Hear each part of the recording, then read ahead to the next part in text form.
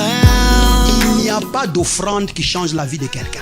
Si tu es pauvre, tu donnes une offrande, tu resteras pauvre. Dieu ne pardonne personne parce qu'il confesse ses péchés. Personne n'ira en enfer à cause de son péché. Le péché, c'est un problème résolu en Christ. Je viens à l'église parce que je veux entendre Jésus-Christ. Dieu est en toi. Tu es parfait et accompli en lui. Je suis né pour Dieu. Confier ta parole. Je suis né par ta parole. Et je vis par ta parole. Au-dessus des circonstances et de toute autre situation. Je sais, Seigneur, que je gagne toujours. Je réussis toujours. Et je prospère toujours. Selon ce que dit ta parole. Dans le nom puissant de Jésus. Est-ce qu'on peut acclamer ce roi des rois pendant que vous occupez les places qui sont devant vous pour permettre aux retardataires de se mettre derrière vous aussi. Occupez les places qui sont devant vous, comme ça va nous permettre de ne pas créer des embouteillages à ceux qui viennent. Bonjour à tous. Nous devons commencer parce qu'on a beaucoup de choses à couvrir ces derniers temps et aussi voir si on peut avoir un petit moment pour dire 2-3 choses en prière. Nous sommes en train de parler de phronesis et la prière. Pour ceux qui ne connaissent pas, phronesis, c'est une sagesse de Dieu, ou l'une des sagesses de Dieu, d'ailleurs la plus élevée de sagesse de Dieu. Celle-là, elle est la compréhension active qui pose des actes dans nos vies et qui nous cause à le faire, tout en suggérant des lignes d'action en Christ. C'est la sagesse de Dieu qui se réduit en une forme de compréhension ou qui devient plus claire parce qu'elle diffuse une certaine forme de compréhension. Et cette compréhension en nous pose des actes et nous cause à le faire tout en suggérant des lignes d'action en Christ. Nos suggestions sont en Christ, pas ailleurs, pas de nos expériences, pas de nos opinions, pas de ce que nous pensons. Notre compréhension doit être en Christ. Aidez-moi à dire en Christ, en Christ. Ça doit venir soit en Christ ou de Christ. C'est ça notre source de compréhension. Et nous avons aussi établi ici que cette compréhension-là est la faculté ou encore cette sagesse phronesis est la faculté de compréhension qui nous établit dans la réalité de vie en Christ. Il y a une vérité de vie en Christ et une réalité de vie en Christ. Ça voudrait dire quoi? Il y a des choses que Dieu a faites pour nous en Christ que nous ramenons à l'exercice dans notre quotidien. Des choses qui sont vraies dans ce que Dieu dit. Il faut parvenir à la compréhension des choses en Christ pour parvenir à les ramener ou à les amener dans ton tous les jours. Quelqu'un me comprend jusque-là? Et c'est comme ça que nous sommes en train d'insister sur la compréhension parce que nous avons compris que la compréhension, c'est celle qui établit les choses ou les gens en Christ. Baissez un peu mon volume, je sens que je suis un peu trop fort aujourd'hui. Maintenant, nous avons aussi dit que cette compréhension, elle nous limite et délimite nos acquis en Christ. Elle nous limite et en même temps délimite nos acquis en Christ. En fait, cette compréhension devient presque la frontière de ce que tu dois connaître entre Dieu et toi. Il y a des choses que Dieu a faites. Et il y a des choses que Dieu a accomplies pour toi en Christ. Alors cette compréhension est à la frontière. C'est elle qui te dit non, là tu es allé trop loin. Ou encore ici tu es dans le bon. Ici tu es moins que ça. Ici tu n'as pas encore dépassé. Et si tu dépasses, elle te dit non, ici tu as dépassé. Ça ce n'est pas dans tes acquis, ça ce n'est pas dans tes attributions. Et c'est comme ça que nous avons dit en ce qui concerne les limites et les délimitations de nos acquis. Nous avons dit elle nous permet cette sagesse-là de comprendre certaines choses comme ce que nous possédons en Christ. Il y a des choses que nous possédons en Christ. Quand je dis ce que nous possédons en Christ, je veux bien parler de ce que j'ai. Ce que j'ai. Quand Jésus-Christ est mort et ressuscité, qu'est-ce que j'ai reçu? Cette même compréhension-là nous permet aussi de délimiter, au fait, non seulement nos possessions, mais aussi notre autorité. Qu'est-ce que je peux faire? Le pouvoir là. Elle nous permet de les délimiter. Je ne peux pas aller au loin. Il y a des choses que, en tant que chrétien, je ne suis pas habilité de faire. Pas parce que je suis incapable, mais parce que ce ne sont pas dans mes attributions. Je vous dis l'autre fois en prenant un exemple, vous entrez en prière et vous dites Satan, meurs, Satan, meurs. Aujourd'hui, Satan, nous te tuons au nom de Jésus. Non, ça, tu vois, tu es dans les débordements. Tu vois, ça, ce n'est pas dans tes attributions. Parce que le diable ne peut pas être tué comme ça. Tu es avec moi jusque-là? Il ne peut pas mourir comme ça. Aide-moi à dire à ton frère, est-ce que tu as compris ça? Tu as compris? Donc ça ne sert à rien de se lever comme la petite vidéo que j'ai dit. Attrape le diable. Il est devant toi. Chargez. Tirez. Boum. Relève-le. Secoue-le. Jette-le au mur. Des prières criminelles. Prières criminelles. Et tout ça, c'est parce que les gens n'ont pas appris la compréhension des choses en Christ. C'est comme ça que nous agissons comme ça. Vous êtes avec moi jusque-là?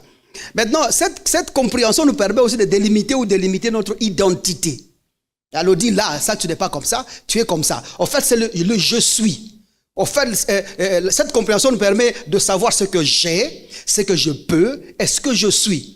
En d'autres termes, nous disons ma possession, mon autorité et mon identité. Ce sont des choses qui sont délimitées par cette compréhension-là. Si tu n'as pas cette compréhension, tu seras dans les vagabondages des idées et des présomptions de ce que tu n'es pas vraiment. Mais nous voulons que tu vives réellement ce que Dieu a fait pour toi en Christ. Et je te souhaite ça au nom de Jésus-Christ.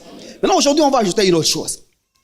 Lorsque nous étudions cette compréhension, cette sagesse, il y a une chose qui est très sensible que vous allez découvrir, par exemple, c'est que chaque fois que nous parlons, nous évitons de parler de l'ignorance. Parce qu'en réalité, par cette compréhension, l'ignorance devient un peu plus claire. Parce qu'avant, nous pensions que l'ignorance, c'était un démon. Ou l'ignorance, c'était un esprit impur. Eh bien, aujourd'hui, j'aimerais vous dire que l'ignorance, ce n'est pas un démon. L'ignorance, ce n'est pas un esprit impur. Je sais déjà que des gens vont réagir à ça. L'ignorance, ce n'est pas un démon. L'ignorance, ce n'est pas un esprit impur. Mais l'ignorance, c'est l'état d'esprit d'une personne qui le prive d'une information, d'une connaissance. Ça, c'est le degré le plus bas. Lorsque l'ignorance fonctionne comme cet état d'esprit qui te prive d'information et de connaissances, tu fonctionnes encore à l'état le plus bas. Parce qu'il y a beaucoup de gens dans la Bible, comme les Juifs au fait, ils avaient l'information, ils avaient la connaissance, mais bien évidemment, ils ne sont pas parvenus au salut. Et c'est ce que la Bible prouve. Donc maintenant, lorsque vous êtes dans le phronesis, l'ignorance n'est plus un démon, l'ignorance n'est plus un esprit impur, mais ça devient l'état d'esprit, observez bien, qui nous prive non seulement de l'information, parce que tu peux l'avoir l'information, non seulement de la connaissance, parce qu'elle peut être devant toi, mais l'ignorance devient cet état d'esprit-là qui te prive de compréhension. Parce que si tu connaissais, tu ferais. Ou si tu comprenais, je veux dire, tu ferais. L'unique facteur qui pousse à l'acte, c'est la compréhension. La connaissance rend inerte. L'information rend inerte.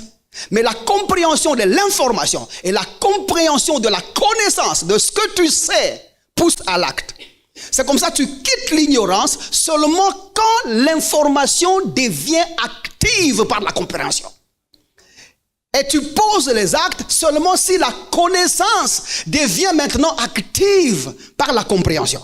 Si la compréhension n'est pas là, la connaissance ne te sert à rien. Si la compréhension n'est pas là, l'information ne te sert à rien. Et c'est ça mon combat dans cette génération. Et puis j'aimerais d'ailleurs dire d'emblée, aussi longtemps que quelqu'un, qui qu'il soit, il détournera la parole de Dieu, je serai sur sa route. Je vous dis déjà d'emblée. Je m'en fous qu'il ait 40 ans de ministère, 20 ans de ministère, 30 ans de ministère. Un autre là m'a dit non, tu prêches des choses, tu ne respectes pas tes pères. Non, je sais qu'il y a des gens qui ont commencé le ministère avant moi.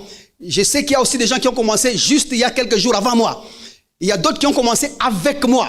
Il y a aussi des jeunes gens qui viennent aujourd'hui et d'autres papas qui ont commencé après moi. Mais moi, je n'ai de père spirituel que celui qui a diffusé la ligne de doctrine que je suis maintenant. Tu peux avoir 20 ans de ministère, mais ce que si toi tu prêches, ce n'est pas ce que je crois. Tu n'es pas mon père spirituel. Je te respecte en tant qu'homme âgé, mais pas comme père spirituel. Tu es âgé, mais tu n'es pas mon père spirituel. Est-ce que nous comprenons? C'est comme ça que je m'en fous. Je m'en fous que tu aies 20 ans, 30 ans de ministère. Aussi longtemps que ta doctrine sera à l'encontre de cette doctrine-là, au nom de la mission que j'ai pour sauver les gens de l'ignorance-là, je te contesterai. Je vais t'opposer. Je ne sais pas ce qu'ils ont entendu. Comme ça éviterait qu'on... Parce que comme si on m'enferme dans un truc, il faut respecter tes pères. Tes pères ont déjà prêché. Qui sont mes pères? Je n'ai pas des pères. J'ai un seul père. Un seul père. Et si vous m'entendez, nous prêchons les mêmes choses. Les mêmes choses. Donc tu m'entends prêcher aujourd'hui, tu l'entends prêcher le lendemain, c'est comme si lui il était dans l'église. Tu m'entends prêcher aujourd'hui, tu l'entends prêcher le lendemain, c'est comme s'il était aussi dans l'église. Un seul père. C'est lui qui diffuse la ligne de doctrine que je prêche. Père spirituel, ce n'est pas un vieillard qui ouvre la Bible, non. Père spirituel, c'est celui chez qui tu es né de la ligne de doctrine que tu prêches. Il y a des pères spirituels à cause de la doctrine. Vous êtes avec moi jusque-là? Pas à cause de l'âge. Et c'est le truc des pères spirituels qui existent aujourd'hui. Quand un fils qui donne à un papa qui a une église beaucoup d'argent, il devient plus fils que les autres. Ce sont des relations paternelles transactionnelles là, qui tiennent sur l'argent. Nous connaissons comment ça fonctionne. Il y avait un monsieur qui m'avait dit il y a quand même longtemps, là, quand j'ai commencé l'église, non, je peux te parrainer dans cette ville. Je peux être ton père spirituel. À condition que la manière dont je t'ai reçu aujourd'hui soit que je te reçoive demain plus que je t'ai reçu aujourd'hui. Qu'est-ce qu'il voulait dire? Parce que ce jour-là, je l'avais amené une enveloppe. Maintenant, quand il dit qu'il me reçoive le lendemain plus qu'il m'a reçu aujourd'hui, ça veut dire quoi? Dieu merci. Ce jour-là, j'étais allé par respect parce qu'il était sur la ville. Plus jamais je les verrai. Je les vois des fois. Bonjour, bonjour, bonjour, c'est tout. Plus jamais. Parce que ça, ce sont des trucs là lucratifs. Mais les mots même me manquent. Moi, je suis là ici, j'ai des personnes. Moi, que vous voyez ici avec mon petitesse, ma petitesse, je suis père de beaucoup, hein. Beaucoup de gens. Beaucoup de gens. C'est quand vous regardez, non, je suis quand même père spirituel. Et vrai père spirituel, parce qu'il y a des gens qui ne jurent que parce que je prêche. Si vous êtes là, dites un bon amen comme ça en avant. Ouais. Donc votre amen manque des unités. Alléluia. Donc maintenant, ce que j'ai tenté de dire, c'est que la connaissance ou l'information ne suffit pas. C'est utile pour le progrès de l'exécution de la compréhension, mais ça, aussi longtemps que ça manque de compréhension, ça ne poussera pas à l'acte. Il ne peut y avoir de l'action ou il ne peut y avoir bannissement de l'ignorance que si ce que tu sais de l'information que tu as reçue peut produire l'action. Et aussi longtemps que ça ne t'a pas amené à l'action, c'est-à-dire ça manquait de compréhension. Quelqu'un me comprend jusque-là? C'est comme ça que vous avez vu que dans l'Ancien Testament, au fait, même Jésus-Christ dit, je crois en Jean chapitre 5, à partir du verset 39, Jésus dit des choses comme, vous sondez les Écritures, parce que vous pensez trouver en elles la vie éternelle. Écoutez bien, pensez trouver en elle. C'est le processus de raisonnement qui accepte l'information et qui acte à la connaissance. Jésus dit, parce que vous pensez trouver en elle la vie éternelle. Et Jésus dit, ce sont elles qui rendent témoignage de moi. Et pourtant, ces gens-là ne sont pas parvenus à sceller Jésus-Christ dans les Écritures, malgré qu'ils ont lu, malgré qu'ils ont reçu l'information, parce que la compréhension n'y était pas. S'ils avaient compris que ça parlait de Jésus-Christ, ils trouveraient Jésus. Et ils trouveraient la vie éternelle. Vous êtes avec moi jusque-là? La connaissance était là, l'information était là, mais la compréhension n'était pas là. C'est ce qui m'a amené à l'exemple que j'ai dit ici de sources de doctrine ou de sources de pères spirituels de doctrine. Beaucoup de gens sont avec moi en conflit parce qu'ils connaissent les Écritures. Je ne refuse pas. Ils ont reçu l'information. Je ne refuse pas non plus. Mais notre divergence est sur la compréhension. Lorsque vous recevez l'information, vous recevez la connaissance et vous refusez de la comprendre en Jésus-Christ, il y aura divergence. Il y aura divergence. On ne parlera plus de la même chose. C'est comme ça que Paul est en train de dire en 1 Corinthiens chapitre 2, je crois le verset 8. Là, il est en train de dire clairement que, écoutez, la sagesse que nous prêchons ici, c'est la sagesse qui n'est pas de ce siècle, ou qu'aucun de ces siècles n'a connu. Car s'ils eussent connu, observez mes langages, s'ils eussent connu, ils n'auraient pas crucifié. C'est ça, non? Ils n'auraient pas crucifié le Seigneur de gloire. Et le mot connaître qui est là-bas, s'ils eussent connu, c'est le mot ginosko du grec. Ginosko qui veut dire compréhension des choses édictées, des choses dites ou des choses annoncées. C'est-à-dire que si les princes de ce monde, si les sages de ce monde, les gens qui réfléchissent au top, s'ils étaient parvenus à la compréhension de ce qui avait été dit, ils n'auraient pas crucifié le prince de leur salut ou le seigneur de leur salut. Vous êtes avec moi jusque-là? Donc si la compréhension est là, vous vivez différemment. Il faut qu'il y ait compréhension. Aide-moi à dire, je reçois la compréhension au nom de Jésus-Christ. Fais l'effort. Elle permet au Saint-Esprit dans ta vie d'ouvrir une porte à la compréhension. C'est le Saint-Esprit qui apporte la compréhension par la conviction qu'il nous donne par le Saint-Esprit. Accepte de comprendre. Aide-moi à dire, j'accepte de comprendre. Accepte de comprendre. C'est comme ça que Jésus dit aussi, je crois en Marc chapitre 12, à partir du verset 24, il dit des choses comme, vous êtes dans l'erreur. Parce que vous ne comprenez ni les Écritures, ni la parole de Dieu, ni la puissance de Dieu. C'est-à-dire que si vous ne comprenez pas les Écritures qui est l'Ancien Testament, et si vous ne comprenez pas le Nouveau Testament qui est la puissance de Dieu, il dit vous serez dans l'erreur. D'ailleurs, il dit n'êtes-vous pas dans l'erreur?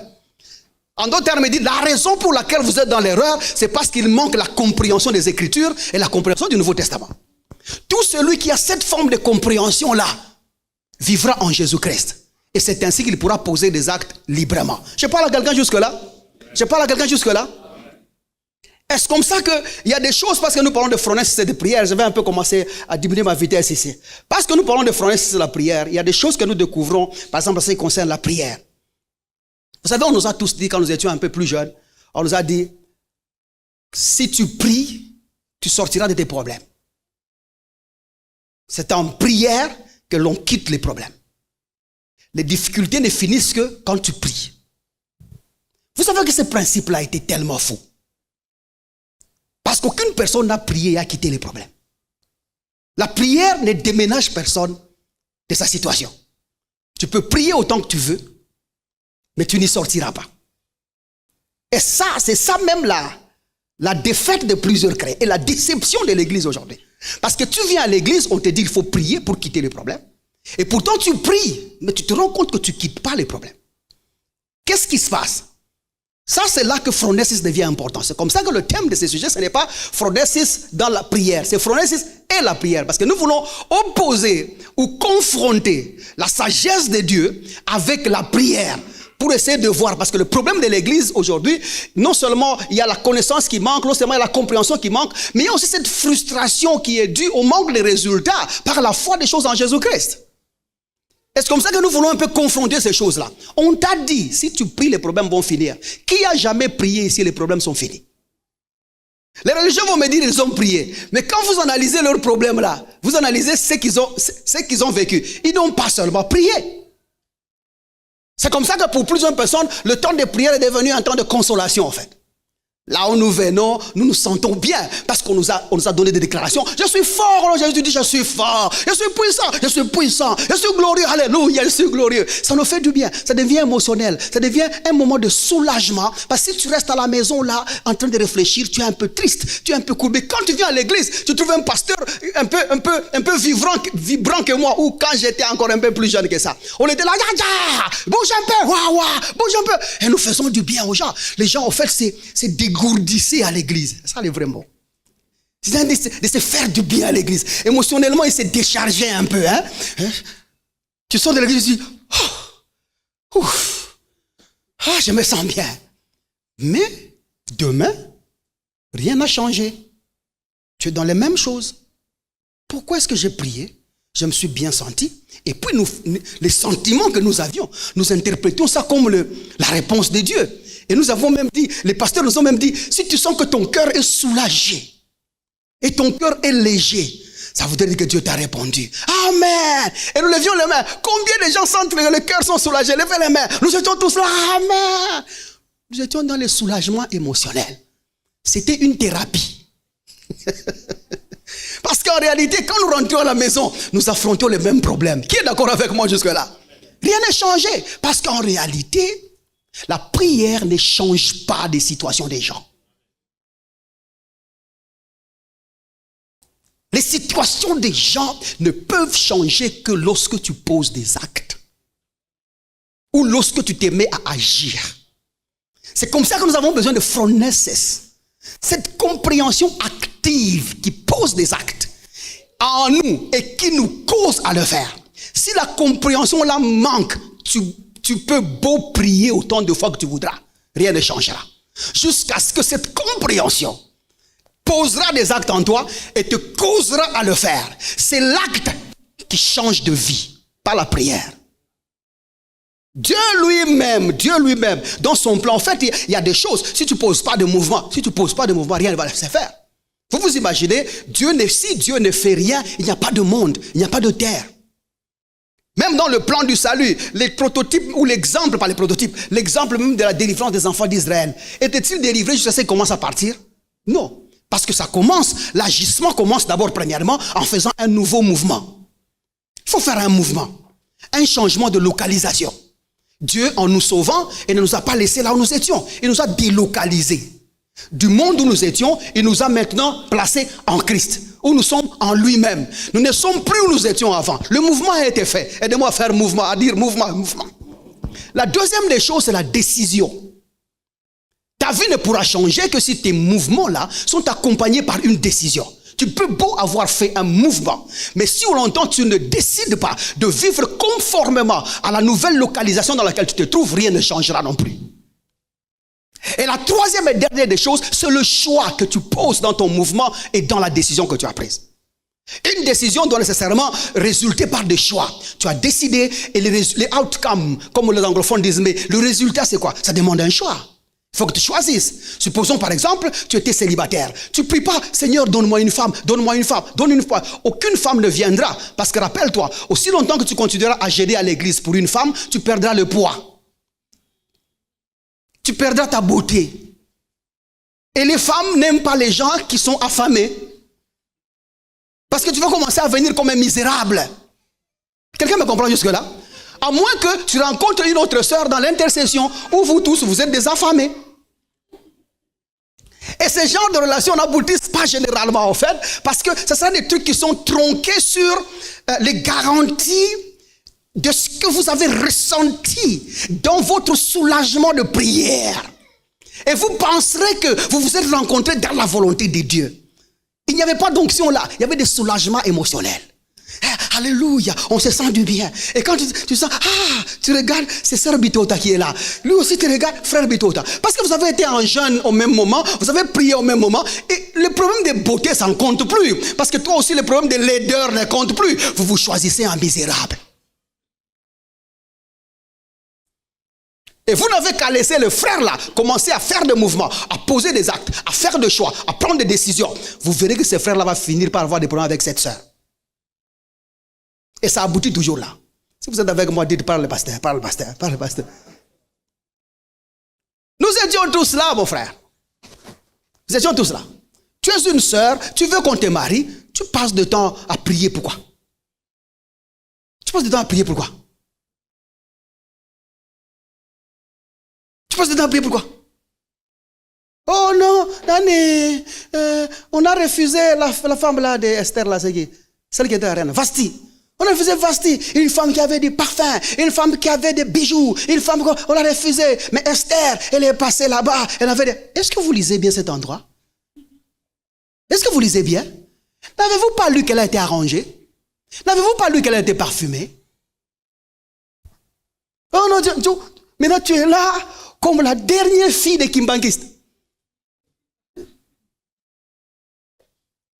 Et tu penses que tu trouveras des résultats? Non, tes actes là ne sont pas motivés par la compréhension qui pousse à un mariage. Vous êtes avec moi jusque-là? Et on peut beau parler comme ça et parler. Donc, je veux tout simplement dire qu'une prière sans action ne produit pas de résultats. La prière en elle-même ne change pas de vie des gens. Parce que de toutes les façons, c'est comme ça que nous avons décidé dans cette église, nous, de t'enseigner non seulement comment prier, mais Fronès, c'est une série où nous enseignons comment faire. Quelqu'un me comprend jusque-là? Pas comment prier pour avoir des résultats, mais comment faire. Parce que déjà du temps des apôtres, du temps de Jésus, enseigne-nous comment prier. Mais du temps des apôtres, car nous ne connaissons pas ce qui nous convient de demander. Tu vois, il y a déjà une phase qui est là. Mais maintenant, quand l'église a grandi, ils ont dit non, il faut poser des actes. Paul dit, c'est comme ça que je vous ai enseigné, de faire quelque chose avec vos mains. Pourquoi est-ce qu'on ne dit plus ce qui nous convient de prier en ce qui concerne le travail? Comment est-ce qu'ils ne disent pas, enseigne-nous à prier comment trouver un travail? Parce que maintenant, ils ont découvert que ce n'est pas enseigne-nous à prier comment trouver un travail. Ce n'est pas nous ne savons pas ce qui nous convient de demander en ce qui concerne le travail. Nous sommes arrivés maintenant à une phase où nous devons poser des actes parce que quelqu'un est mort pour ça. Quelqu'un est mort pour ça. Si tu ne réussis pas cette année, c'est ton problème. Tu ne dis pas amen, pourquoi? Tu as des problèmes. Dites un mot amen comme ça, on continue là. Dites amen et je poursuis. Dites amen. Il faut juste ce que j'ai entendu là. Dites amen et je nage dans la profondeur. Il faut arrêter ce genre de choses. Il faut arrêter certaines choses, mon frère. J'ai envie de le dire en Swahili, Tulizana.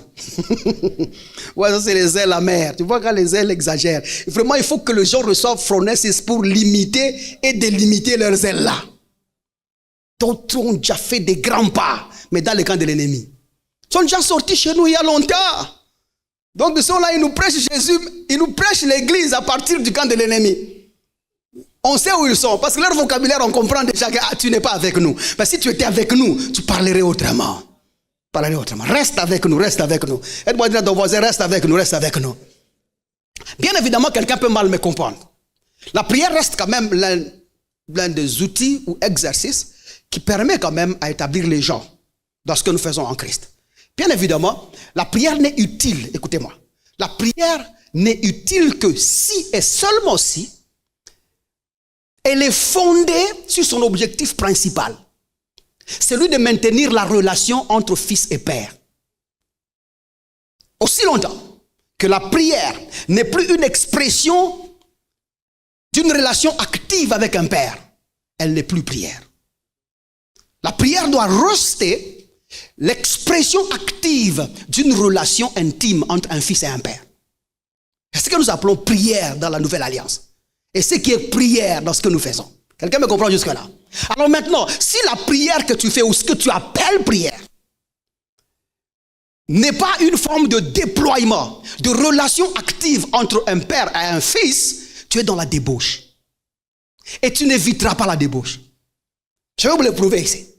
Pourquoi? Parce qu'à ces moments-là, tu vas commencer à demander des choses qui sont hors limite. Ou qui sont en dehors de ce que tu dois demander. Est-ce là que vous voyez par exemple des gens en plein de prière demander des choses comme « Père, donne-moi l'onction pastorale. Donne-moi l'onction prophétique. Seigneur, je reçois ton onction prophétique. » Surtout vous les prophétiseurs. Donne-moi l'onction prophétique. Remplis-moi de l'onction prophétique. Remplis-moi de l'onction ministérielle. Seigneur, l'onction ministérielle. L'onction apostolique. Laisse-moi mettre une pause. Il y a aussi un exemple. D'autres qui disent impacte-moi, Seigneur. Impacte-moi, Seigneur.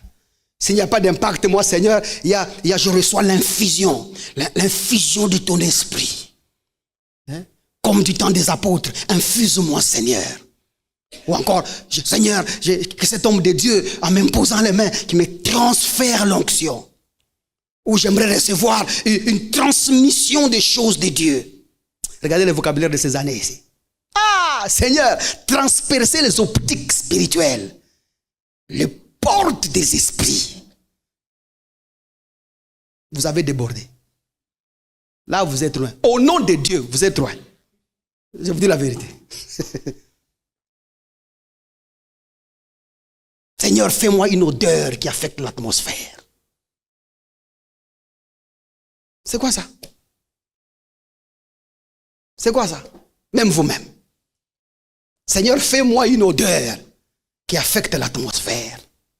Qu'est-ce que vous voulez dire par là? Donc, le parfum ici ne suffit plus. Qu'est-ce que tu veux dire? La Bible parle, c'est vrai que Dieu nous a fait une odeur, mais c'est laquelle? Qui diffuse la connaissance. Quand les gens t'écoutent, ton odeur à toi, c'est ce que tu transmets, ce que tu dis. Parce que beaucoup de gens parlent sans dire quelque chose. Quand tu ouvres la bouche et tu parles, tu dois communiquer quelque chose. C'est l'odeur de la connaissance de Christ que nous sentons. Ce n'est pas l'odeur de la peau, ce n'est pas une odeur qui affecte l'atmosphère, on ne sait pas de quelle manière. Ce sont des vocabulaires qui envoûtent les gens, en fait. C'est ça même le vrai mot. Qui envoûtent les gens et qui compliquent les gens, qui les éloignent à l'essentiel des choses qui sont en Christ. Et puis pour clôturer cet endroit ici, l'onction n'est pas transférable. L'onction n'est pas infusable. L'onction n'est pas imputable. L'onction n'est pas impactable. L'onction, c'est une personne. C'est Jésus-Christ lui-même. C'est son esprit, mon frère. L'onction n'est pas dimensionnable. Il n'est pas en dimension. Il n'est pas en portion. L'onction est une personne indivisible. Tu ne peux la voir qu'en entier ou pas du tout. Quelqu'un me comprend jusque-là? Et le rôle de l'onction, ce n'est pas faire des miracles.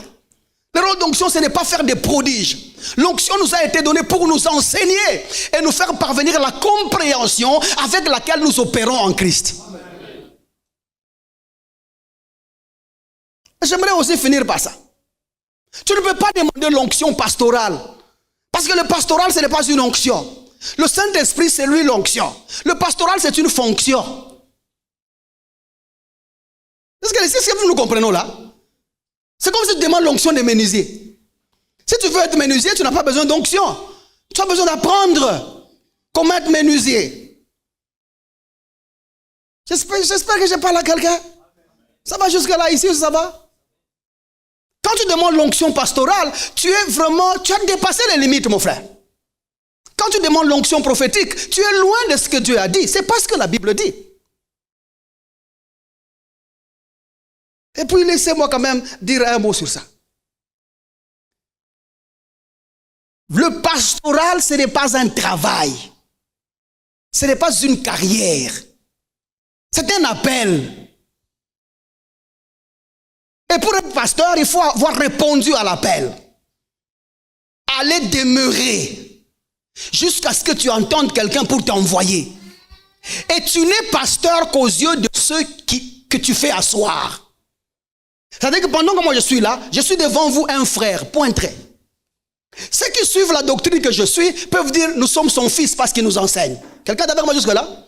Ceux qui trouvent que je le conseille, je le garde, je le nourris par cette parole et qui mangent par la parole que je dis, celui-là c'est notre pasteur parce qu'il est en train de nous paître, il est en train de nous nourrir. Parce qu'en réalité, le peuple de Dieu n'a pas besoin d'un CEO. Le peuple de Dieu a besoin d'un berger qui peut lui donner la nourriture. Donc quand tu es pasteur, il faut bien faire la fonction de berger. Ce n'est pas un travail. Ce n'est pas une carrière. On dit bien que c'est un appel. Tu ne peux pas vouloir en déduire, avoir de prix ici. Tu dois être utile pour les autres. Donc, les gens qui me reçoivent, vous, les autres peuvent me recevoir comme pasteur, les autres me voient comme leur enseignant. Les autres me voient et pendant que je parle ici, je peux glisser 2-3 phrases et quelqu'un, lui, entend, on dirait comme si je parle de lui. Quelqu'un est avec moi jusque-là? C'est déjà arrivé à quelqu'un ici, j'espère. Je prêche ici, je parle et tu penses que je parle de toi. À ce moment, je diffuse la parole de connaissance. Je suis comme un prophète dans ta vie à l'instant là. Donc pour toi, à l'instant là, je suis un prophète. Par exemple, en train de révéler le secret de ton cœur sur l'altar ici. Et pourtant, nous n'avons pas parlé. Chaque personne me reçoit dans le bureau qui lui convient. Selon les circonstances établies par l'atmosphère de l'esprit. La Bible dit aux uns, il a fait ceci, aux autres, il a fait ceci. Nous sommes moi je suis un don aux hommes. Et chacun me reçoit selon la donitude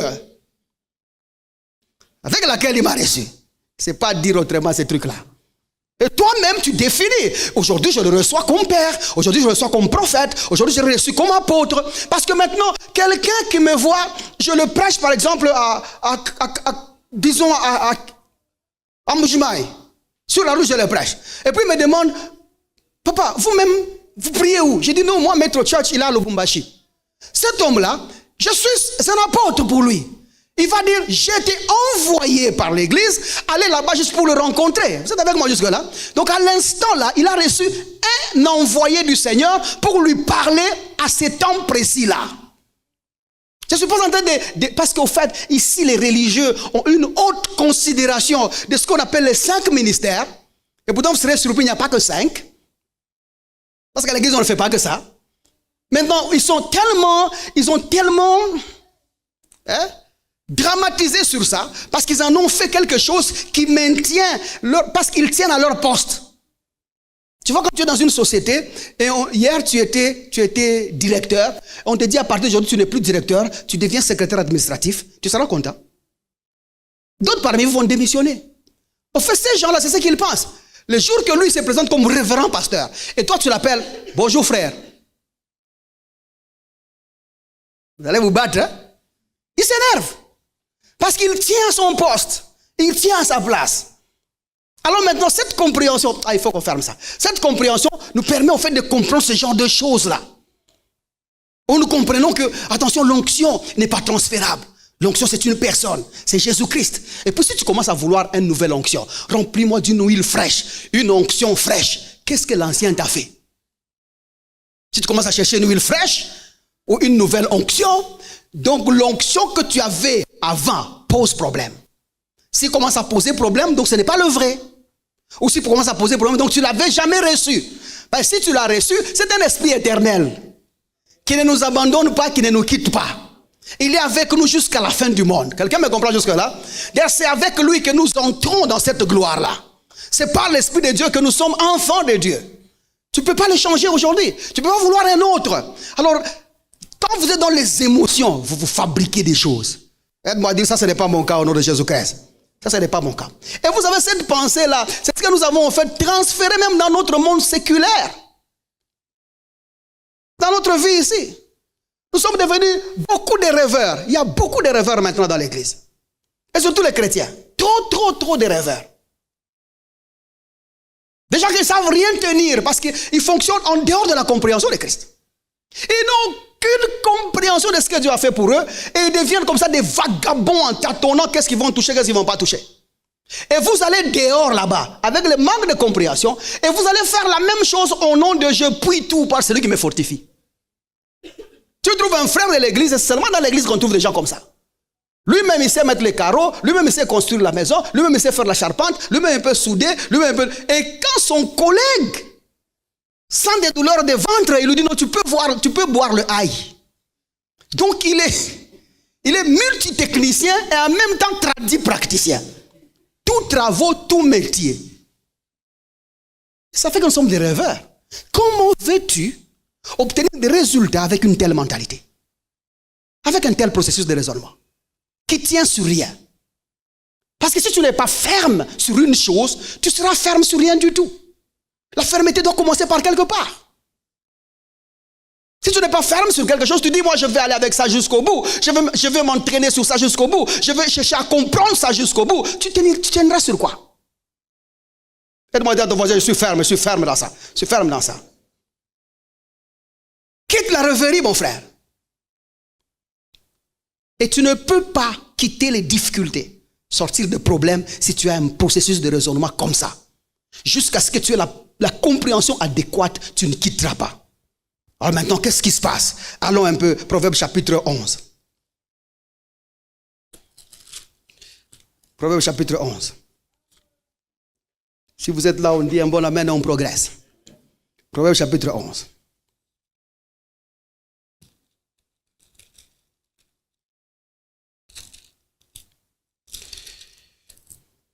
Regardez avec moi le verset 8.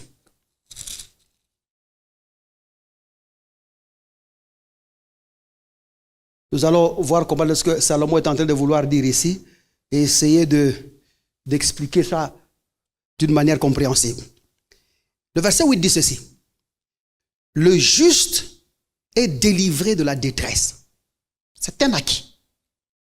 Pour Salomon, le juste, c'est les sages. Le juste, c'est celui qui est informé. Le juste, c'est le fils. Ça va? Maintenant, il dit le juste, qui est le fils, qui est le sage. On dit, lui, en ce qui concerne la délivrance de la détresse, il dit, il est délivré de la détresse. C'est pas négociable. Il est délivré de la détresse. Je crois que tu dirais amen à cela. Il dit, le juste est délivré de la détresse. On ne discute pas sur ça. Et puis il ajoute, et le méchant prend sa place. Qui était le juste avant? Il était méchant comme l'autre. Mais quelque chose s'est bien passé pour qu'il puisse quitter la place de la méchanceté et entrer dans la place de la justice et laisser le méchant à la place où il était. Regarde avec moi jusque-là. Alors le méchant occupe quelle place maintenant? Comment allons-nous savoir ça? Continuons la lecture. Il dit, par sa parole, l'impie perd son prochain. Qui est l'impie ici? C'est l'opposé du juste. Celui qui n'a pas la compréhension, celui qui n'a pas la justice, celui qui n'est pas sage, ou celui qui est ignorant ou insensé. Il dit maintenant, quand tu ne sais pas, quand tu n'es pas parvenu à la compréhension, ce que tu fais, c'est quoi? C'est commencer par sa bouche, il dit l'impie perd son prochain, parce que tu commences à dire du mal de ton frère. Plusieurs personnes sont comme ça. Et la majorité des inimitiés que nous cherchons, c'est parce que ça découle de notre forme d'impiété. Le manque de connaissance. Le fait que la compréhension n'est pas parvenue jusqu'à nous. Vous êtes avec moi jusqu'à là? Je ne sais pas si je suis clair. Ça va jusque là? C'est-à-dire que maintenant, si tu étais quelqu'un qui fonctionnait dans la compréhension requise, tu ne ferais pas du mal à ton frère. Tu ne dirais pas du mal à ton frère. Nous perdons des amis, nous perdons des gens parce que dans l'échec de la compréhension, qui n'a pas pu produire l'action qu'il faut, comme nous sommes restés là, ici je parle du côté des méchants, comme tu es resté là, la première des choses à faire, c'est blâmer l'autre. Est-ce comme ça que plusieurs personnes aujourd'hui ont occupé la place du méchant? ou sont à la place du méchant parce que la compréhension n'est jamais arrivée chez eux. C'est comme ça qu'ils blâment l'oncle, qu'ils blâment la tante sorcière, qu'ils blâment l'oncle sorcier, qu'ils blâment le chef qui n'a pas bien compris, qu'ils blâment l'ami qui ne m'a pas donné l'argent, qu'ils blâment qu'on ne m'a pas aidé par une telle ou telle personne parce qu'au fait, là tu fonctionnes sous une forme de quelqu'un qui est ignorante ou une personne ignorante. Quelqu'un avec moi jusque-là. Mais maintenant on dit, c'est le méchant qui a pris cette place. Le juste pour lui, il quitte la détresse, sans problème. Continuons le verset 9. Il dit, mais les justes sont délivrés par la science. Hey! Le mot science, ça veut dire compréhension. C'est-à-dire que le juste quitte la détresse par la science. Quand tu connais, quand tu comprends, tu sors. Et quand tu ne comprends pas, tu restes. Quelqu'un est avec moi jusque-là? Maintenant, celui qui ne comprend pas prend la place de celui qui est sorti. Celui qui est resté là où quelqu'un est parti, il va commencer à blâmer l'autre parce qu'il n'a pas compris ce qui a fait la délivrance de l'autre. L'église aujourd'hui doit parvenir à cela, à dire à tout le monde que ce n'est pas la prière qui te sort de ton problème, mais c'est la compréhension de ce que Dieu a fait pour toi en Christ qui te sort des problèmes. Parce que quand tu comprends, bien évidemment, tu agiras dessus. Quelqu'un me comprend jusque-là? Et c'est comme ça que nous allons définir 2 ou 3 points avant de poursuivre ce que nous sommes en train de dire. Il faut noter ici que notre capacité de possession aussi sera donc déterminée de notre capacité d'instruction. Tu ne pourras posséder et maîtriser la possession des choses que des choses sur lesquelles tu as été instruit. Bien évidemment, il y a l'autre volet qui vient. Parce que nous ne pouvons posséder que ce sur quoi nous avons été instruits. Ça, l'Église ne nous a pas dit avant. La chose que nous comprenons avec les frères, c'est que notre capacité aussi de progression ne pourra être déterminée que par notre capacité de compréhension. Bien que tu possèdes ce sur quoi tu as été instruit, mais tu ne peux progresser dans ta possession que si et seulement si tu as compris comment l'amener au progrès. Et plusieurs personnes sont comme ça parce qu'ils sont stack, ils sont figés, ils sont bloqués sur un point. Nous l'avons vu trouver l'argent, nous l'avons vu réussir dans son travail, mais il est resté là pendant longtemps, il n'a pas bougé. Je vois même, il y a certaines églises où vous voyez, avant ils sont très bouillants. Vous voyez, ils gagnent les âmes, ils sont dans la campagne d'évangélisation, ils sont dans le croisade d'évangélisation. Mais du moment qu'ils ont construit une église comme ça, ils ont bâti les 4 murs, c'est fini, plane, l'église n'avance plus. L'église est restée figée. Parce que pourquoi? La compréhension n'a pas boosté la progression. Parce que c'est la progression qui booste la compréhension. Ou encore, c'est la compréhension qui booste la progression. Là où il n'y a pas de compréhension, il ne peut pas y avoir de progression. C'est comme ça que je vous ai dit, votre compréhension de Dieu détermine même jusqu'où vous pouvez aller. C'est ce que tu connais de Dieu qui peut t'amener loin ou plus près. Enfin, la révélation de Dieu que tu as, ou la révélation de ce que Dieu a fait pour toi en Christ, détermine ton progrès. Et nous observons les fidèles. D'autres vivent comme si Jésus n'est jamais venu sur terre. Tu le regardes comme ça, tu dis, même si Judas n'était pas mort ce jour-là, il ne serait pas comme lui. Et on te regarde comme ça, quelqu'un te regarde et dit, si ça, c'est ça être chrétien, laissez-moi tel que je suis. Tu vois aucun progrès spirituel, aucun progrès de vie, aucun progrès dans tout ce qu'il fait. Pourquoi? Parce que la compréhension n'est pas passée par là. Je prie que tu reçoives la compréhension au nom de Jésus-Christ. Reçois la compréhension, mon frère. Reçois la compréhension. C'est comme ça que je veux dire un truc, peut-être qui peut déranger quelqu'un. Il n'y a pas de choses comme l'imposition des mains pour des finances acquises. Viens, je t'impose les mains pour que tu trouves l'argent. Non, ce sont des fausses choses, ça. Les choses comme l'onction de prospérité, ça n'existe pas, ces choses. Vous êtes avec moi jusque-là? Qu'on ne te trompe pas. Qu'on ne te dise pas, viens, on va t'imposer les mains pour que tu gagnes dans cette vie. On va t'imposer les mains pour que tu réussisses. Ça n'existait pas, ces choses. Donne l'argent, Dieu va ouvrir tes portes, tu seras un grand chauffeur. Papa, bon, tu n'as jamais appris le pilotage. Même si j'ai prié pour toi, en langue, avec la fumée qui sort de mes oreilles, tu serais un bon pilote? Tu serais un bon pilote? Qui montera dans cet avion-là? On te pose, mon cher, comment ça va? Tu as combien d'heures de pilotage? Il dit, par la grâce de Dieu, nous sommes... Cet avion plane par la grâce de Dieu. Ah, Maintenant, non, je suis rempli d'Agaboshata. Nous décollerons. Je peux tout par celui qui me fortifie. Vous allez monter? Vous irez dans cet avion-là, vraiment? Non. Parce que certaines choses requièrent une certaine forme de compréhension. Non seulement de connaissance. C'est comme ça que chaque fois qu'il y a un nouvel avion, une nouvelle information est amenée, une nouvelle connaissance est requise et une nouvelle compréhension est requise. Parce que quelqu'un doit avoir, par la compréhension, la diffusion de l'instruction qui lui a été donnée, être en mesure de s'en sortir dans les situations inadéquates. Pas par improvisation, mais parce que la compréhension des choses fonctionne. Bon, ça mérite des offrandes, vraiment. Ça, c'est ça qui mérite les offrandes. Maintenant, il y a des situations dans lesquelles tu te trouves. Tu ne peux pas, par exemple, quand nous étions tous dans nos maisons, quand nous étions tous chez nos parents, à un certain moment, les filles jouent aux poupées. C'est ça, non? Déjà, elles avaient une idée de mariage. C'est comme ça que moi, je me dis toujours, quand une fille entre dans le mariage et elle se dit, elle ne connaît pas des choses, il y a un problème. Parce que tu as commencé depuis petite. Hein, tu joues aux poupées, tu connais déjà que je prépare. Ça, c'est là, moi. Donc, tu t'entraînes déjà dans ces choses-là. Mais nous, de l'autre côté, là, nous jouons aux soldats, aux chauffeurs, nous nous bagarrons. C'est que nous sommes ignorants dans le mariage. Quelqu'un est avec moi jusque-là? Alors, quand nous entrons dans le mariage, c'est nous, normalement, qui devons prendre la leçon chez vous, les femmes. Sinon, vous voyez, mais bon, ça, j'arrête là. J'allais aller ailleurs, mais rentrons quand même là. Rentrons là, c'est ce que je veux dire. Qu'est-ce que je veux dire par là? Il y a des choses qui découlent de la compréhension. Tu n'es pas seulement instruit du mariage.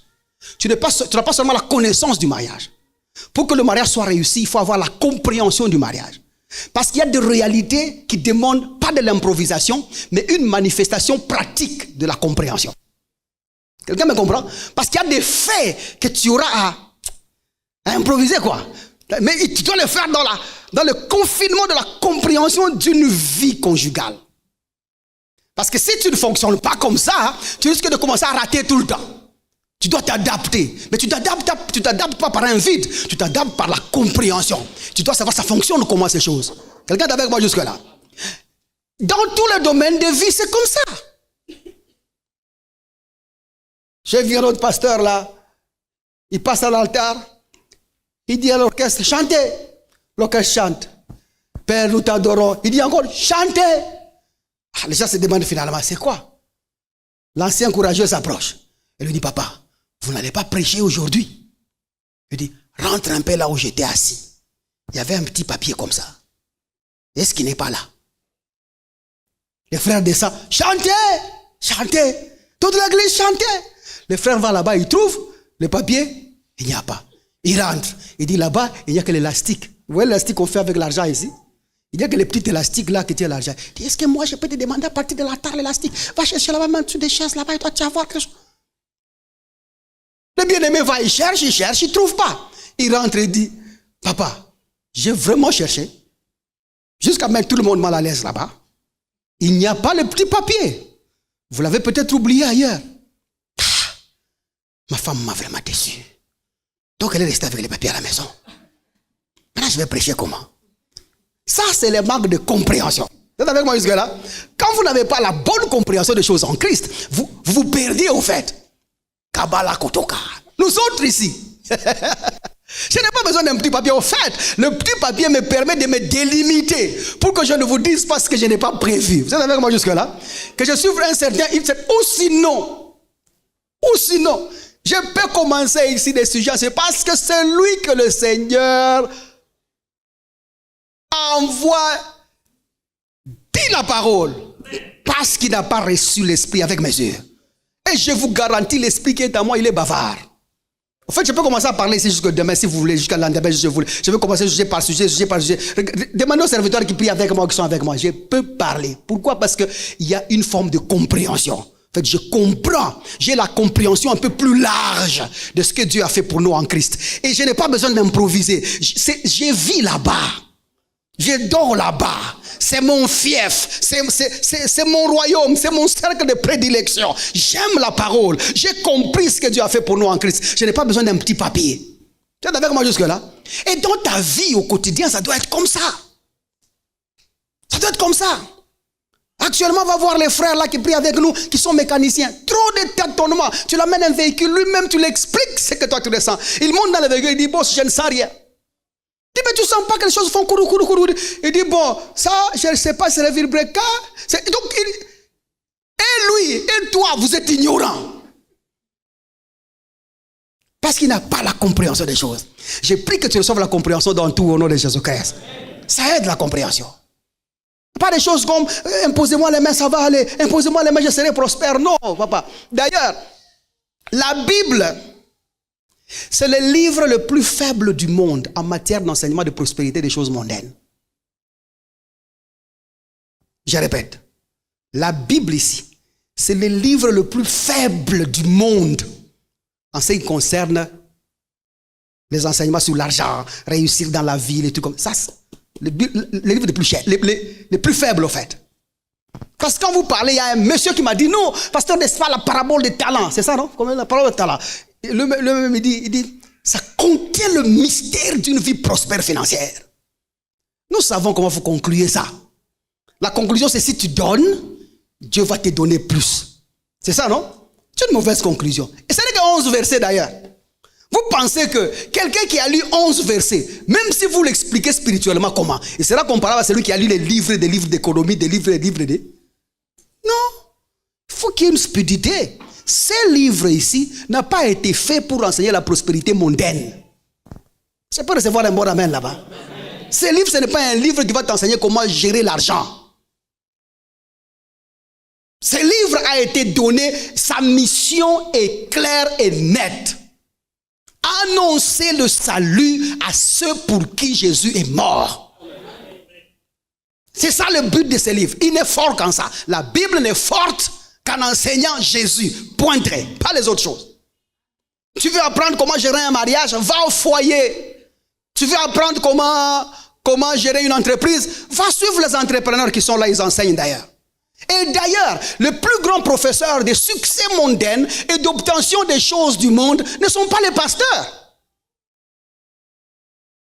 Toi, tu vas faire confiance à un pasteur qui t'enseigne à l'altar comment trouver l'argent pendant qu'il n'a même pas d'entreprise lui-même.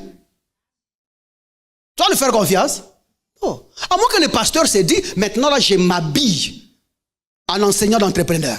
À ce moment-là, je n'utilise plus la Bible, mais j'utilise les principes de business qui existent.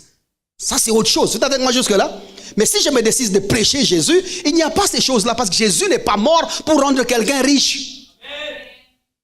Jésus n'est pas mort pour que quelqu'un trouve des voitures, trouve des maisons. Je vous dis tout le temps ici, le jour que Jésus-Christ mourait, il y avait des gens qui s'est mariés, ce même jour-là.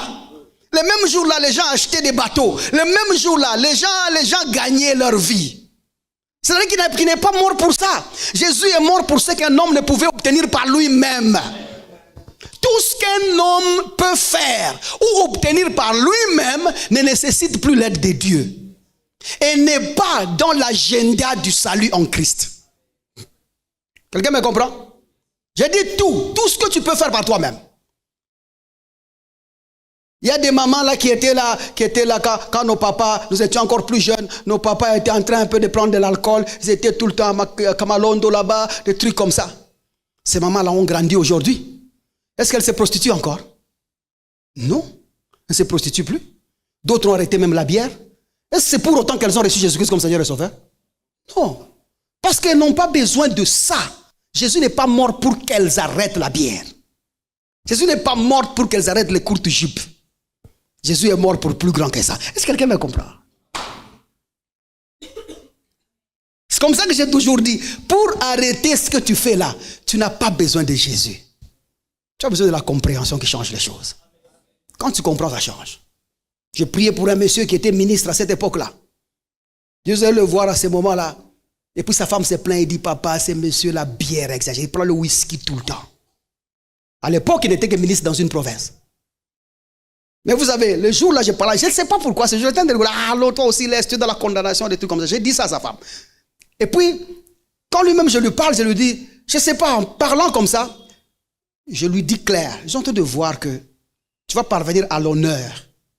Et ou le whisky dont ta femme se plaint là, ça va s'arrêter seul. Il me dit, ah bon? Vous savez, quelques jours après, il a été nommé maintenant ministre national. Quand il est passé ministre national, il a eu un portefeuille où il doit voir le président tous les jours. Et lequel? Celui qui était avant celui-ci. tu vas boire. Il a appelé ses ministres n'importe quelle heure. Tu vas aller là-bas en train de sentir l'alcool. Le gars a arrêté la bière. Et jusqu'aujourd'hui, il a arrêté la bière. Donc, pour arrêter la bière, tu n'as pas besoin de Dieu. Tu as juste besoin d'être soit en honneur ou d'être chicoté. Ou d'avoir le cirrhose des foies. Ou les gouttes. Et puis, tu vas faire quoi? Par toi-même. Aide-moi à dire de voisin, tu as compris. Parce que quand tu t'obstines à détruire ton propre corps, est-ce que c'est la responsabilité de Dieu? Ce n'est pas la responsabilité de Dieu.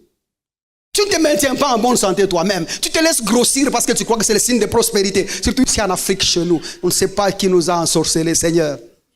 Comment est-ce qu'être gros peut être signe de prospérité? Va à la gymnastique. Essaie de tuer ton ventre. Essaie de faire quelques abdos.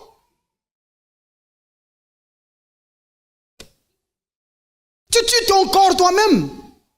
L'autre là vient, il est encore courageux, il dit, papa, ma cigarette ici, même si je fume, j'irai au ciel. J'ai dit, bien évidemment, tu es déjà au ciel parce que tu as reçu Jésus-Christ comme Seigneur et Sauveur. Donc je peux continuer. J'ai dit ça, si tu veux mourir avant, continue. Bon, je ne sais pas, il s'attendait à quoi. Et puis j'ai vu qu'il a stoppé. Est-ce que c'est Dieu qui va tuer cet homme? Non, tu vas te tuer toi-même. Tu poses des actes qui détruisent ton corps, c'est toi-même. Ton âme et ton esprit seront sauvés parce que tu as reçu Jésus-Christ comme Seigneur et Sauveur, mais tu vas mourir avant. Tu vas mourir avant. Aide-moi dire devant ça, est-ce que tu comprends ce qu'on dit là-bas? Est-ce comme ça que la mission de l'église, ce n'est pas ça? Ce n'est pas pour rendre les gens millionnaires, non. La mission de l'église, c'est enseigner Jésus-Christ à ceux pour lesquels il est mort. Quelqu'un m'a dit aussi, pas quelqu'un, j'ai entendu un pasteur dire, qu'on ne vous trompe pas. Dieu peut causer à ce que tu reçoives des millions. Et ainsi, en un jour, tu peux être millionnaire. Et toute l'église, amen. Bien. Vous avez déjà entendu parler de ça, non? Tu ne sais pas, tu peux aller quelque part, un homme te voit, et puis il prie. Quelqu'un, dans son exemple là, il disait, tu peux prier, tu pries, et Dieu touche quelqu'un. Il a cité quelques noms de gens que je ne vais pas citer sur l'altar ici. Tu peux croiser un tel homme, et Dieu touche son cœur, et il te donne 10 millions, te donne 5 millions, te donne 1 million. Bon, d'accord. Il faut qu'on précise d'abord une chose. Millionnaire, c'est ce que tu es. Des millions, c'est ce que tu as. On n'est pas millionnaire parce qu'on possède des millions. Mais on est millionnaire parce qu'on est millionnaire. Est-ce que nous comprenons? C'est comme ça que un millionnaire, c'est lui qui a un processus de raisonnement fondé sur une compréhension qui peut gérer la taille de ses millions. C'est comme ça que c'est comme ça que si la compréhension que tu as ou le processus de raisonnement est accessible à 1 million de dollars, c'est-à-dire que tu as la mentalité de millionnaire en 1 million ou sur 1 million. Si j'arrive avec 4 millions, je te donne, ou 5 millions, je te donne. Toi, tu n'as la capacité de compréhension et de gestion que d'1 million. Vous êtes avec moi jusque-là? Mais je viens de te donner 5 millions. Mais toi, tu es millionnaire d'1 million. Je parle ici millionnaire, tu es, pas tu as. J'ai dit tu es millionnaire. C'est-à-dire que tu as le processus de compréhension, de gestion de 1 million. Mais moi, je suis venu te donner 5 millions. Tu gaspilleras 4 millions en achetant des choses, des gadgets, les iPhones, les trucs comme ça. Et ce n'est que quand tu resteras avec 1 million que tu vas dire, hey, qu'est-ce que je fais avec le reste? Pourquoi? Parce que la taille du millionnaire que tu es ne peut pas concevoir 5. C'est comme ça que vous avez vu des gens qui sont pauvres. Parce qu'il est pauvre, j'ai bien dit il est pauvre, il joue au PMU, ou il joue au loto, ou au pari foot, il gagne 2 millions de dollars, ou 3 millions de francs, ou 5 millions de francs, vous allez le voir 2-3 jours après, la personne est retournée encore joueur de paris de foot. Qu'est-ce qui s'est passé? Parce que cette personne-là, dans le processus de raisonnement, de compréhension, de gestion des possessions, dans la progression des faits, ne peut gérer que 100 francs. Est-ce que nous comprenons? Quand vous lui donnez des millions en francs comme ça, vous les tuez. Et il va gaspiller, la personne elle va gaspiller gauche, droite, jusqu'à ce que la personne retombera sur son 100 francs. C'est-à-dire, on va dire, hey, qu'est-ce qu'on fait avec les 100 francs? Et que son processus de raisonnement là ne cliquera qu'à la taille des possessions mentales et des compréhensions des richesses qu'il peut accumuler et posséder. That's why. C'est comme ça que aussi longtemps que ta compréhension est dans la faiblesse de l'esprit, tu ne pourras pas faire de pas de progression. Pas du tout de pas de progression. Tu n'avanceras pas. Tout ce que tu vas nous faire, c'est de l'impression et non la progression. Tu chercheras à acheter une belle montre, à acheter une belle veste, à acheter une belle voiture, et ça sera tout. Et c'est comme ça que vous remarquez certains frères et certaines sœurs ont viré dans leurs conditions, sont comme des trucs monter, descendre, monter, descendre. Ils ne font pas monter, descendre. Ils ont toujours été là où ils ont été. Mais seulement, les circonstances ont fait qu'ils ont obtenu ce dont ils n'ont pas les capacités de sagesse à gérer. Je parle clairement jusque-là. Donc, on peut bousculer 1 million dans ta vie. Tu vois, mais ton processus de raisonnement ne peut gérer que $100. Tu vas finir avec les beignets, tout ça. Tu achètes des beignets, les pains, tout ça là. Tu es là, tu insultes tout le monde. Pauvre, pauvre, pauvre, pauvre, pauvre. Et puis finalement, quand tu arrives à $100, hey, madame, tu ne peux pas prendre même 50, tu vends les charbons là-bas. Ton processus de raisonnement commence à fonctionner. Je prie que tu grandisses dans la compréhension au nom de Jésus-Christ. C'est ce qui fera de toi un grand homme. Parce que tu n'es pas ce que tu possèdes. Je dis bien, tu n'es pas ce que tu possèdes. Je répète, tu n'es pas ce que tu possèdes. Millionnaire, c'est ce que tu es. Mais des millions, c'est ce que tu as. Et tu ne pourras gérer que la quantité de millions du millionnaire que tu es. À part ça, tu ne pourras rien faire. Ça va jusque-là? Ça va jusque-là? Je vois même ici, il y a des responsables, des gens qu'on a donné les cellules, aller diriger les cellules, tout ça là. Il va à la cellule, et puis 4 personnes viennent, 5 personnes viennent, 6 personnes. Dès qu'il arrive à 10 personnes, lui-même il commence à s'absenter. Là, c'est lui-même, les responsables de la cellule, il commence à s'absenter. Pourquoi? Parce que sa compréhension de gestion se limite à 9. 10e, il fuit. Mais non, le frère là, il est... Non, vous allez les tuer pour rien. Laissez-le comme ça. Mais ce truc-là doit finir, cette église, ça doit finir parce que si tu n'as pas la capacité d'aller plus loin que ça, tu ne nous aides à rien. Je prie que tu reçoives le progrès au nom de Jésus-Christ. C'est comme ça que maintenant, parce que nous parlons de ça, il est important qu'on se situe. Et vous voyez que dans ce que je suis en train de dire, je suis en train de vous déconnecter des anciennes compréhensions pour que nous établissions une compréhension claire. Afin que maintenant, quand nous allons commencer à parler de l'adversité, tu te situes. Tu vas savoir, quand la Bible dit insensé, c'est qui? Juste, c'est qui? Quand la Bible parle ignorant, c'est qui? Méchant, c'est qui? Méchant, ce n'est pas celui qui fait du mal.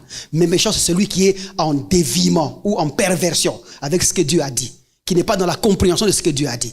Et nous allons voir ce que Salomon est en train de dire pour arriver à la sagesse de Dieu dans ce que Salomon nous diffuse réellement. Nous allons voir ce que David dit et plusieurs personnes ce qu'ils disent. Et ainsi tu peux gagner dans cette vie au nom de Jésus-Christ. Alors si tu m'as compris aujourd'hui, que le Seigneur te bénisse, je veux qu'on fasse 1 ou 2 prières avant de finir. On acclame le Seigneur, on peut finir là parce que mon temps est fini.